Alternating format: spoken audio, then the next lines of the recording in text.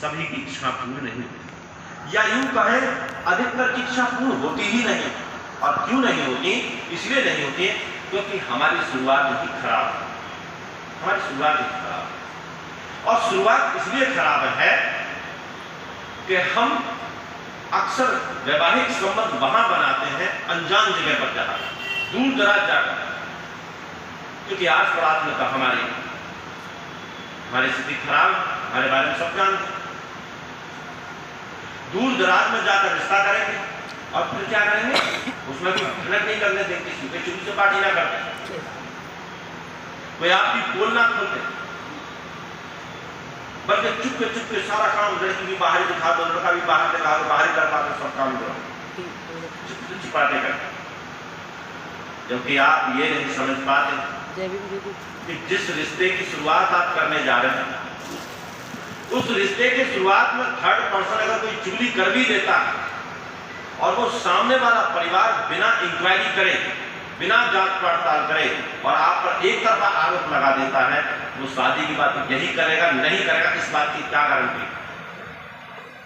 अगर यही काम शादी के बाद उसने शुरू कर दिया तो लड़की और लड़के की जिंदगी नरक नहीं बन जाएगी। जो आप पर शुरुआत में ही भरोसा नहीं कर, भरोसे की आवश्यकता भी नहीं। अगर कोई थर्ड पर्सन कुछ कहता भी है तो कम से कम मानव स्वभाव ये तो बनता ही है कि हम कम से कम उसकी इंक्वायरी करें, नहीं करें और हम एक तरफा अपना फैसला दे दें। इसलिए मैं ये सब सदैव कहता हूं कि अपने वैवाहिक संबंध अपने जानकारों में बनाए, बाहर जाने की आवश्यकता है।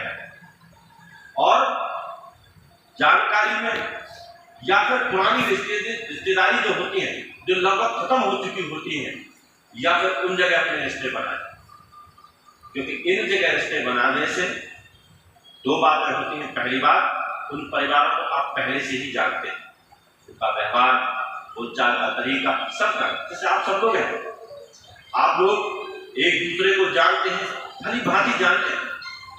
आप में से किसी का बेटा भी बड़ा होगा, किसी की बेटी भी बड़ी होगी। अगर आपस में आपको लगता है कि ये लड़का हमारी बेटी के योग्य है या ये लड़की हमारे बेटे के योग्य है, तो वैवाहिक संबंध बनाना बहुत ज्यादा उत्तम महापुण्य का काम है। मैं ऐसे रिश्तों को बहुत अच्छे पवित्र रिश्ते कहता हूं। और इसलिए जब उस परिवार को पहले से ही जानते हैं तो उसका सबसे बड़ा फायदा ये होता है कि हमारे मन के अंदर किसी प्रकार का भ्रम नहीं पड़ता, क्योंकि पहले से जानते। और इसलिए इस तरह के परिवारों के अंदर अक्सर कुछ भी हो, दहेज के मुकदमे लगभग ना के बराबर होते। दहेज के मुकदमे नहीं होते। क्यों नहीं होते? क्योंकि वो पहले से सब जानते। और अगर वैवाहिक संबंध होने के बाद लड़की लड़का में कभी कोई अनबन हो जाती है, स्वाभाविक बात है, तो बड़ी बात है, वो भी जाती है। अगर लड़की कुछ कर देती है और वो अपने पिता से शिकायत करती है, मेरे साथ ऐसे कर दिया, पिता जानता है तो पागल बना रही है हमारा, मैं जानता ना हूं तो कैसे आदमी है, मेरे पिछले 30 साल से संबंध है, तेरे में भी खोट होगा। वो झूठ मूठ बोलती है, कोशिश करती है कि मेरी बात सीधी हो जाए, उसमें डांट पड़ जाए, फिर वो दोबारा की बात खत्म हो जाए। या लड़का कुछ करता है, कुछ गलती करता है तो लड़की की माँ भी डांटती है कि तू पागल है, तू जानते नहीं इस परिवार को, कैसा परिवार, बात वहीं खत्म हो जाती। अगर हम आनंद फानंद में हम रिश्ते करते हैं,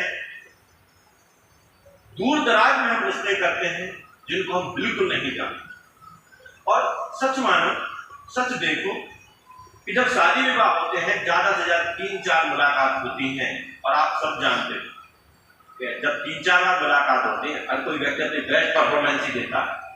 लड़की वाले भी अपनी बेस्ट परफॉर्मेंस देते हैं, लड़के वाले भी बेस्ट परफॉर्मेंस, पर वो सच नहीं होता, पर वो सच नहीं होता। सच तो जब पता चलता है जब एक साथ रहते हैं, जब एक साथ रहकर जीवन गुजारते हैं, जीवन जीते हैं, तब पता चलता है